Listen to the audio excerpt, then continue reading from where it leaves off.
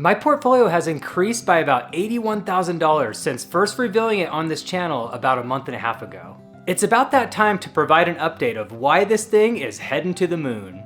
In this video, we'll cover the following happenings since the original reveal: the value of the portfolio by holding, the new transactions, all of the dividends that the portfolio received, and my future strategy moving forward.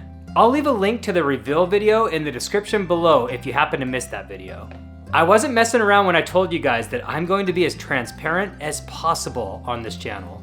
And if you're new to the channel, welcome. My name's JFT&x, and here we aim to grow your wealth with simple, time-tested solutions. Please Marshawn Lynch that like button, subscribe if you haven't already, and drop me a comment below with anything that comes to mind as you watch this video. We have 8 new channel members this week for our Sunday shoutouts. A huge thank you goes out to Buford Hawkins, Mei Yang, Dinesh Chandramohan, Mark B, Scott Jeffrey, Jesse Williams, Razzie, and my guy Bruce Hunter. I really do appreciate all the support.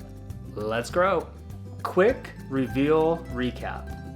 I was a little bit apprehensive at first about sharing my portfolio, but I've become more comfortable with it now and its purpose. I didn't want to be that guy that was on the internet doing the weird flexing for no reason. But another thing I can't stand is the lack of transparency in the world that we live in. There are so many people out there using the do as I say, not as I do approach when sharing information about personal finance and other topics. My goal here is to simply help as many people as possible. And I think sharing what I do and why will add value compared to just spitting out a bunch of theory craft. I will certainly make some mistakes along the way, but I'm excited for this journey. Let's continue to learn and grow together. Know that regardless of where you're starting from, you can do this. Your progress towards financial freedom will be how I ultimately view this channel as a success or a failure. Portfolio omissions. I'm sure many will notice that my portfolio does not contain the following: international stocks, real estate, and bonds. Let's tackle these omissions one at a time. And just to get ahead of the comments out there, I am not saying that these investments are bad. Remember, we all have different goals, risk tolerances, and long-term strategies. I'm comfortable without any international stocks or ETFs in my portfolio for the time being. The companies that I do hold conduct plenty of business internationally.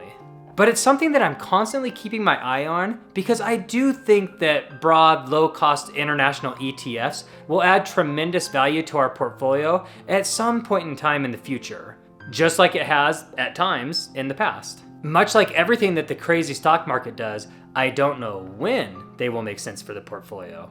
On this one, I side with the late Jack Bogle, and that I take the wait and see approach. I will very likely be a little late to the party, but I will not stubbornly miss it altogether. And as far as REITs or bonds, I think that both of those assets can add value to retirees depending on their strategy. But they objectively do not add value for long-term investors that are strictly dollar cost averaging into the market without ever selling. And I'm not basing this off the last few years, trust me. There's well over 100 years of data that speaks for itself.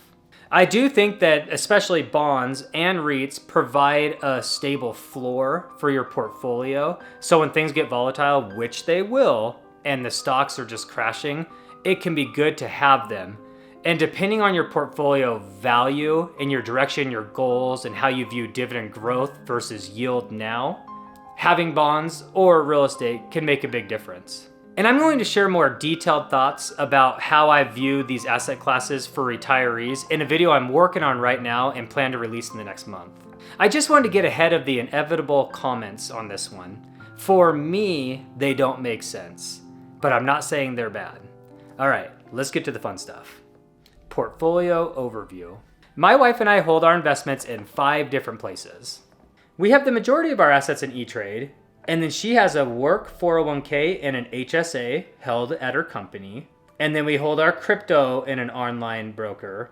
We use M1 Finance for the HODL factory, which is my individual stocks that I select. And then we have a checking account and other.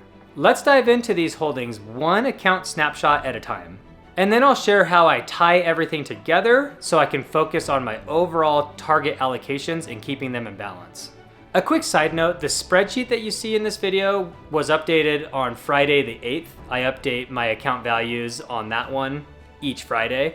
But then the snapshots that you see will be from today, which is Tuesday, 3/12, after the market closed. So the numbers may not add up perfectly, but the shares will. Time to review what we dumped our new money into last month.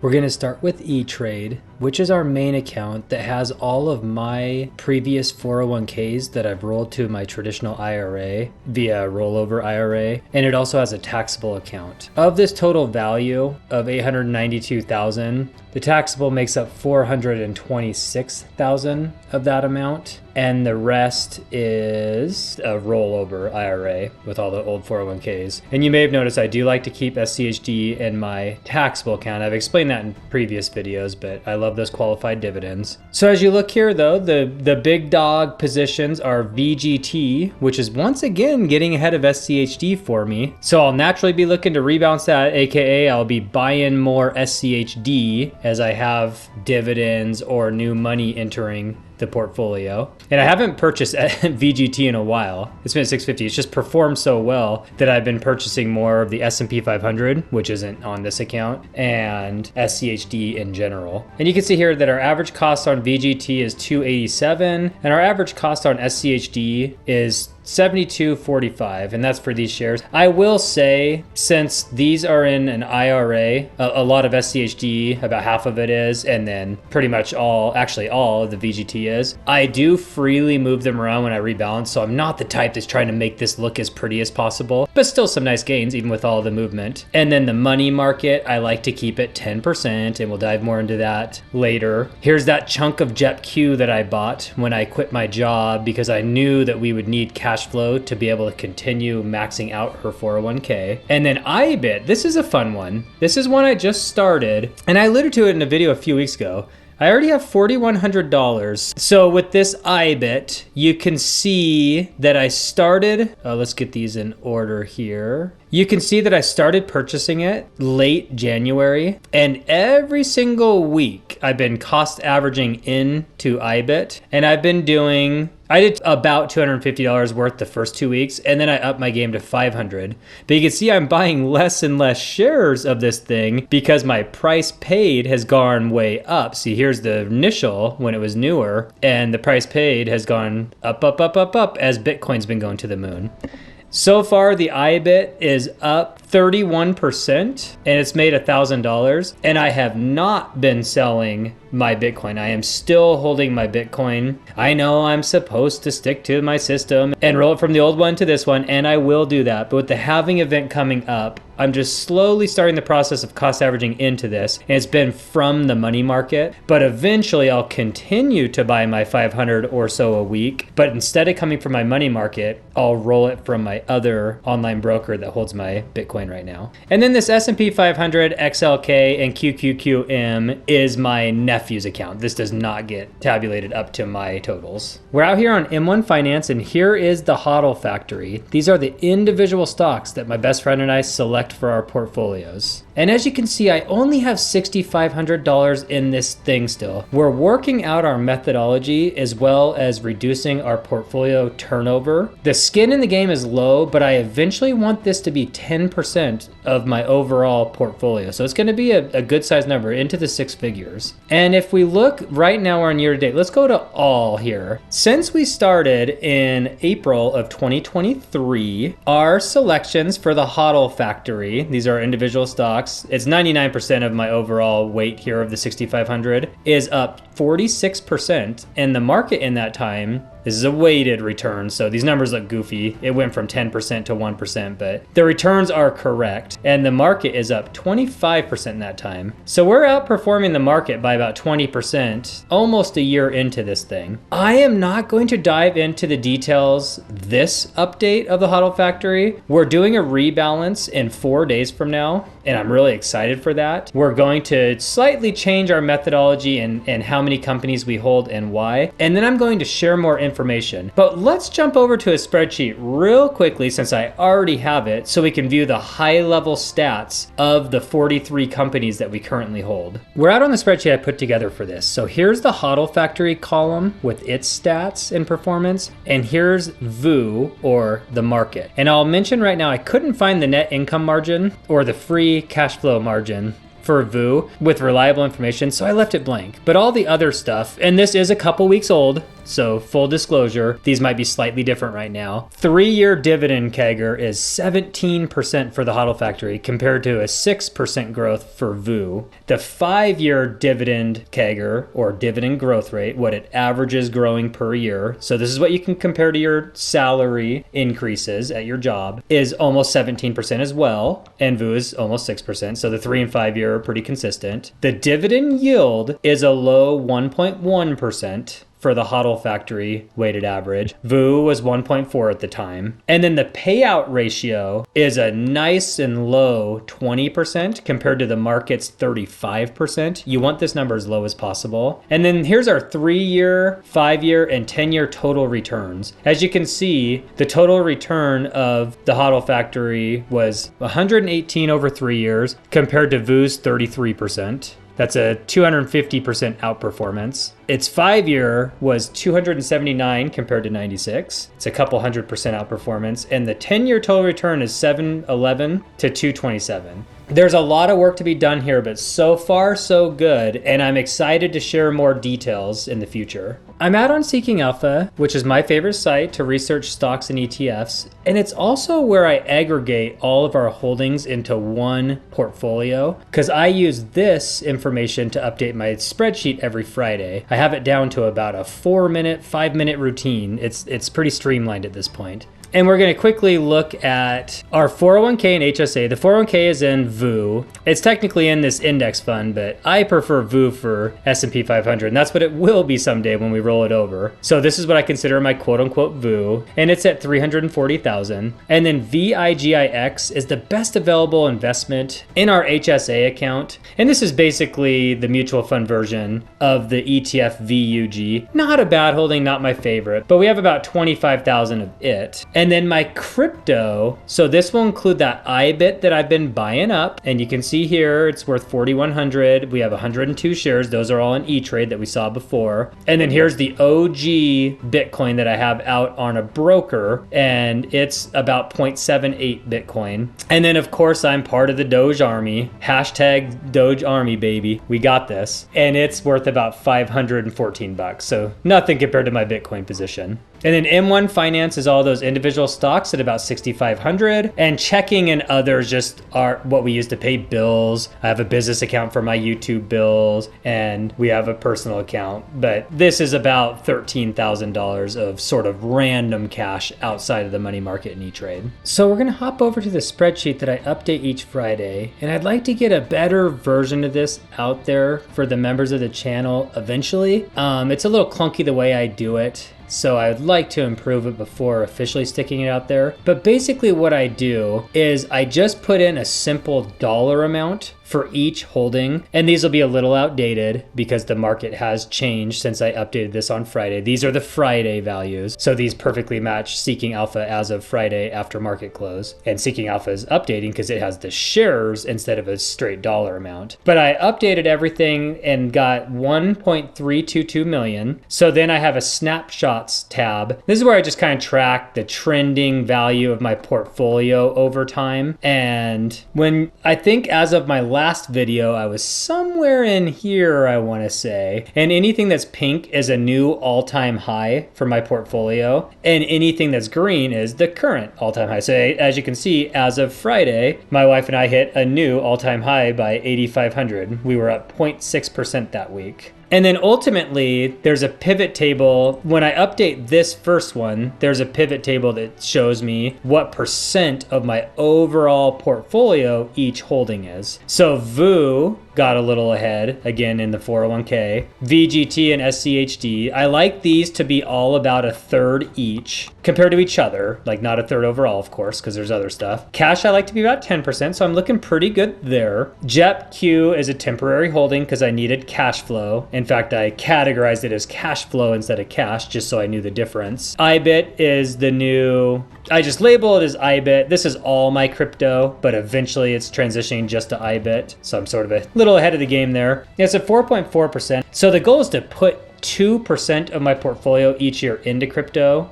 and then sell and take some long-term capital gains. And I have a video about that I'll link in the description below here. But right now, crypto's at 4.4, and that does include the Doge. VIGIX, that's the HSA. I don't really include it in my allocations when I'm making decisions because I can't control it. It just is what it is. We max the family amount each year. In 2024, I think it's $8,300. And then my stocks, this is that one that I'm slowly building up, the HODL Factory. They're probably my best performing asset, maybe outside of Bitcoin. It's only 0.5% as I get our methodology down. I'm excited to ramp this up in the very near future. In 4 or 5 days from now, after our update, there's going to be a lot of major changes that I'm excited to share moving forward. So if I had extra money to deploy to the market, and I'm about where I want to be, so I'd probably leave everything as is. But as we get extra money, and we used to get a lot more when I would work, I would say, okay, of these three, which are the main things I put my portfolio in addition to 10% cash, I like to keep cash at 10%. I would say, all right, I'm buying SCHD this week. You know, say I had 1,000 or 2,000 to put in. Boom, buy SCHD and get it closer to these guys. So when I say you can get to your target allocations without selling, generally speaking, if you have income flowing in and you can pick what to buy, just buy the one that's below its current allocation compared to the other ones. And that'll always enable you to buy the dip. That's the way I approach it. And as you can see by type, you know, just growth, S&P 500, and dividend, that's mostly these guys. And this is growth here, VIGIX. So, you know, growth's a little heavier and I'm okay with that. Cash, again, is just the 10.3%. Cash flow is just one of them. Everything else just kind of trickles down here. And like I said, VIGIX is included in growth. I just use this to make sure that I'm not getting disproportionately high in any type of investment. Portfolio contributions. We used to dump a lot more money into our portfolio each week before we lost over half of our income when yours truly quit his job to start this YouTube channel. However, my wife still does max her 401k contributions along with her HSA.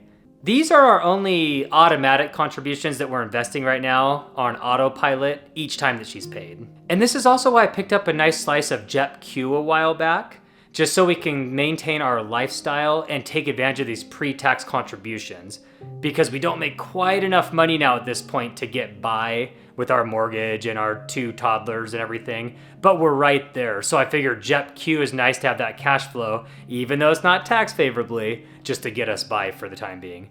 This may be for a future video, but I do plan to very likely get out of JEPQ as soon as we don't need cash flow, and it's a long-term holding, so I get the tax advantages of selling a long-term capital gain. So that'll happen late this year, but I don't know exactly when. And one last thing to note, I do not use DRIP or dividend reinvestment plan within E-Trade. I do, generally speaking, reinvest our dividends, but I like to choose what it goes to. So like when SCHD pays a dividend next week, I'm going to have it not be automatically reinvested, and then I'll pick where to invest it based on my target allocations and where things are at.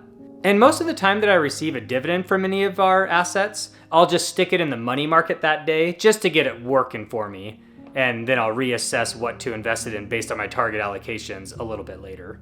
Let's hop back over to my screen and see what I screwed up this month. We didn't make a lot of trades in February outside of the normal buying my $500 worth of IBIT per week, which I showed earlier, and then the HSA and the 401k contributions that always happen. The one big move we did make was my wife got her yearly bonus, and we took that and we funded my Roth IRA with a full $7,000 contribution. for 2024, and I immediately took that money and I put it into SCHD by buying 91 shares at 77.01 per share. And you can see that's that 7. I had a little bit of carryover money from older dividends. So my Roth IRA, which only had about 5,000 in it, so now it has about 12,000 in it, got some SCHD from a one-time bonus transfer. So that's the new money we put in that also feeds into the increase of our portfolio value. So I guess I exaggerated a little. It was only up 70 something thousand in the last month and a half.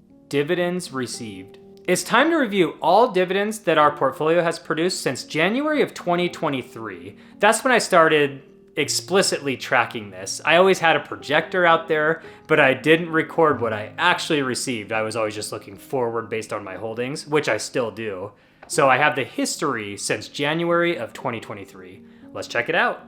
I've always been a fan of tracking my dividends at a macro level. In 2023, I started making a table of all dividends received, and I'm just going to show the details of 2024 here, and then we'll look at the pivot table to see how it compares to 2023. So each month, my money market pays me dividends, and I have some in a taxable account and some in a traditional IRA, and JEPQ also pays me monthly dividends. So you can see in January, it looks like I got paid $235 and $111 in different accounts from the money market, and $635 from JEPQ, along with basically pennies from the M1 mix. I got to include it though. So, and then a similar story here in February. When we click over to the dividend pivot table, in 2023, I only received $40 of dividends as opposed to $985. I will say I was in T-bills instead of the money market with a lot of my cash, and I did not have JEPQ. So this is incredibly deceptive. These dividends in 2024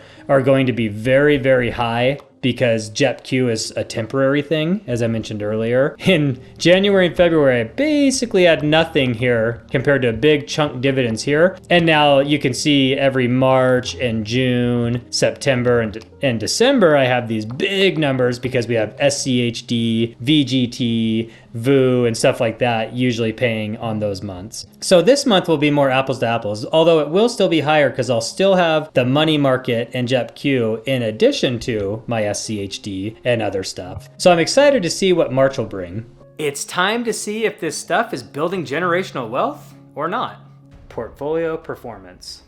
My investments are a bit all over the map because of a few things I can't control, such as the work 401k and the HSA, and then I also choose to sprinkle a little Bitcoin into the mix.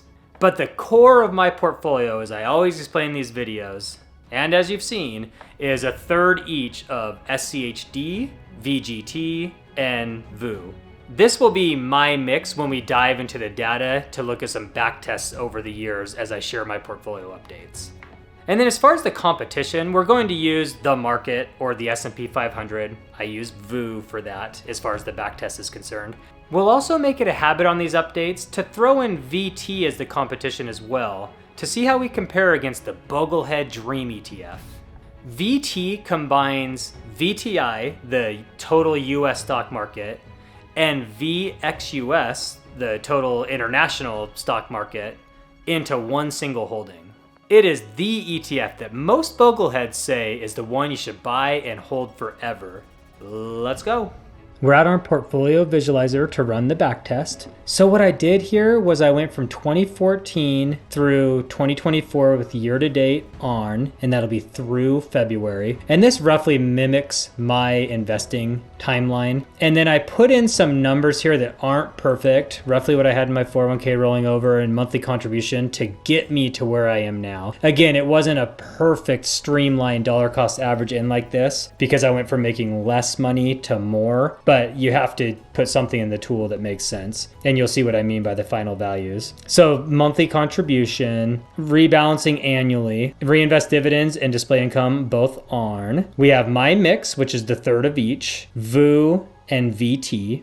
And you can see here, here's my mix portfolio 1, 100% VU is portfolio 2, and 100% VT is portfolio 3. With that scenario, when you look at my mix, it gets me to my final balance, which is 1.32 million. If I would have just rolled with the market, I'd be at a pretty juicy 1.14 million. And if we just did VT with the same scenario, we'd be at only $880,000. That is quite the difference. When we look at portfolio growth, they all have very high correlation with one another. The ups are the same and the downs are the same. It's just the amount of each that varies. But the market tends to trend in a similar direction, as you can see. And now when we look at the annualized return, my mix is the blue, the market is red, and VT is orange. You can see that most shares, they trend together. The blue and the red bar fairly consistently beat the orange one over the last 11 years. And you can see how the mix has actually outperformed the red bar every single year. So that 50-50 1-2 punch of VGT and SCHD outperforms VU every year the last 10 years, except for, hold it, so far in 2024, the mix is losing to VU at 5.3 for the mix and 6.9, nice, for VU. And VT is bringing it up the caboose at 4.5%. So trending together, but overall the mixes look very good the last 11 years. I will say that they're telling us there's a chance because in 2023 through November, the red bar was actually ahead of the blue bar. So it took till the very end for the mix to perform last year. We'll see what happens at the end of this year. The trailing returns, this ignores all the dollar cost averaging in and just tells you how the annualized return has been, the CAGR, for the last 3, 5, 10, and full timelines. So in the last 3 years, the mix has been 12.2 to the market's 11.8, so pretty similar. VT's had 6.5. If you zoom it out 5 years, you're at 17.2% compared to 14.69 and 10.5 for VT. And then a nice juicy 10-year return timeline, about 15% for the mix, 12.64 for VU, and 8.5 for VT. Or the full timeline, I think, would add back in 2013 because we have 11 years. You're at 14.8 to 12.5 to 8.4. So VT has really struggled. The market's been extremely solid. Its 50-year return is 11%, just for context, just over 11%. And its 100-year per year return is just over 10%. And that's dividends and price. So the market's performed extremely well over the last 10 years. The mix has just done even better. And then that portfolio income, if you're at that point, this is being reinvested in this scenario, but they're all pretty solid. You know, the mix is the best. VT stepped its game up in 2023, but for the most part, they're all solid. You know, the mix is the best. Looking ahead, I'm going to work on streamlining the process for these update videos as we move into the future. This one may have been a little bit clunky. I'm still figuring out how to share all this and maybe some new spreadsheets I can throw together to streamline it, make it easier. The things that come to mind right now as I shotgun here towards the end, I really look forward to sharing more details about the HODL factory, my individual stocks that I picked with my best friend. And I eventually want to make that position a 10% allocation of my overall portfolio. So this is something I'm going to ramp up as we streamline our methodology, reduce our portfolio turnover, just kind of get used to running and managing this thing. My long-term goal is to eventually create an ETF. And I know it takes a lot, I've researched it, but someday I would love to make an ETF. And I'm absolutely furious that one of the new spot Bitcoin ETFs stole my ticker. I always wanted to be HODL, and I know some people pronounce it HODL. I'm a HODL guy, but they took it from me, HODL. And my wife and I will continue to max out her 401k and HSA contributions on autopilot. And the last thing that comes to mind is that I'll continue to convert my Bitcoin from the online broker that I have actual Bitcoin in over to iBit. So I'm selling a bit over here and buying a bit over there, just so I never lose my position during the transition. I hope you enjoyed this video. There are so many ways to do long-term investing, but I just wanted to show how well something like this will work over many years. Check out this video right here if you want to see that first video when I initially revealed my portfolio. It might have a few details that I missed in this one. Or check out this video right here if you've already seen that one and you want to see something else. Thank you for watching, and I will see you here each and every Sunday and sometimes on a Thursday. Peace.